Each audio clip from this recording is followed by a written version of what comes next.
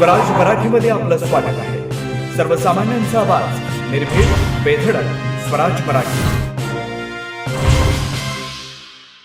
आज मंत्री झाल्यानंतर माझा अधिवेशनाचा पहिला दिवस आहे. आनंद होत आहे. महिलांवरती विश्वास ठेवून काम करून घेण्याची क्षमता आमचे नेते देवेंद्र फडणवीस यांच्यामध्ये आहे आणि यापुढेही ते प्रोत्साहन देतील. जे माहितीने घेतलेले निर्णय पुढे ठेवून अजून नवीन निर्णय महाराष्ट्राच्या प्रगतीसाठी घेण्याचं धोरण देवेंद्र फडणवीस यांनी आखलेलं आहे. ती घटना दुर्दैवी आहे. गुन्हेगार तात्काळ अटक झाला होता. काल एकाचा कस्टडीत असताना मृत्यू झाला. चांगल्या प्रकारे पोलीस प्रशासन तेथील परिस्थिती सांभाळत आहे. आज शहरात बंद पुकारलेला आहे. उद्या परवापासून शहर पूर्वपदावर येईल. लोकांनी कायदा सुव्यवस्था राखली पाहिजे. गुन्हेगाराला कायद्यानुसार शिक्षा होणार आहे. सगळ्यांना मी शांततेचं आवाहन करते. आमदार पासून मंत्री, आज पहिलाच दिवस या अधिवेशनाचा मंत्री म्हणून पहिली प्रतिक्रिया. आनंद होतोय. आज मंत्री म्हणून विधान भवनामध्ये प्रवेश करत आहे आणि आज पहिला दिवस आहे. बघू काय काय आज फक्त मंत्र्यांचे परिचय वगैरे असं होणार आहे कामकाजामध्ये. चांगलं वाटतंय. लाडक्या बहिणींप्रमाणे आता एकंदरीत काल म्हटलं की गेल्या वेळी एकच महिला मंत्री होती, यावेळी 300 पटीने वाढ झालेली आहे. यापुढे सुद्धा वाटतं आणखी संख्या वाढेल.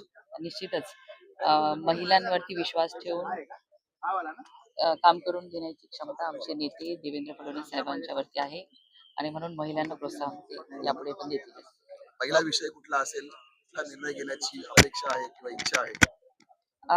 जे महायुती सरकारने निर्णय घेतलेले तेच पुढे कंटिन्यू ठेवून आणि नवीन महाराष्ट्राच्या प्रगतीसाठी जे चांगले निर्णय घेण्याचं धोरण देवेंद्र फडणवीस साहेबांनी आखलेलं आहे ते घेतील. परभणीचा विषय देखील तुमच्या मतदारसंघात झालेला, तो देखील विषय आता विधानसभामध्ये गाजेल, कारण विरोधी पक्ष त्याच्यावर प्रामुख्याने प्रश्न उचलताना पाहायला मिळतात. बघा, ती जी घटना घडली ती दुर्दैवी आहे, पण तो आरोपी तात्काळ अटक झाला होता.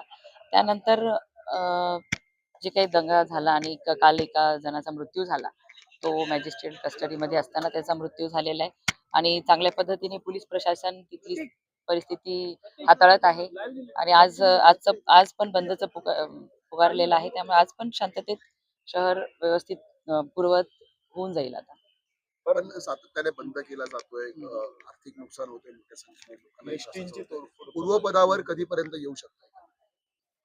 आजचा बंद आहे, उद्या परवापासून पूर्वपदावर येईल. कारण की बघा, तो जो व्यक्ती मृत्युमुखी पडलेला आहे त्याचं पोस्टमॉर्टम करण्यासाठी संभाजीनगर येथे पाठवण्यात आलेलं आहे आणि तो हार्ट अटॅकने गेला असं प्रथमदर्शी दिसतंय. त्यामुळे त्याचं आल्यानंतर कळून जाईल आणि लोकांनीही कायदा व सुव्यवस्था स्वतःच्या हातात घेतलं नाही पाहिजे. शांतता राखली पाहिजे. कारण की अशा उद्रेकांनी कुणाचंही समाधान होणार नाही, कुठल्याही प्रश्नाला तोडगा निघणार नाही. ज्या आरोपींनी संविधानाची विटंबना करण्याचा प्रकार केला तो कैदेत आहे, त्याला कायद्यानुसार शिक्षा होणारच आहे. त्यामुळे सर्वांना मी आवाहन करते, सर्वांनी शांतता राखायला पाहिजे. धन्यवाद.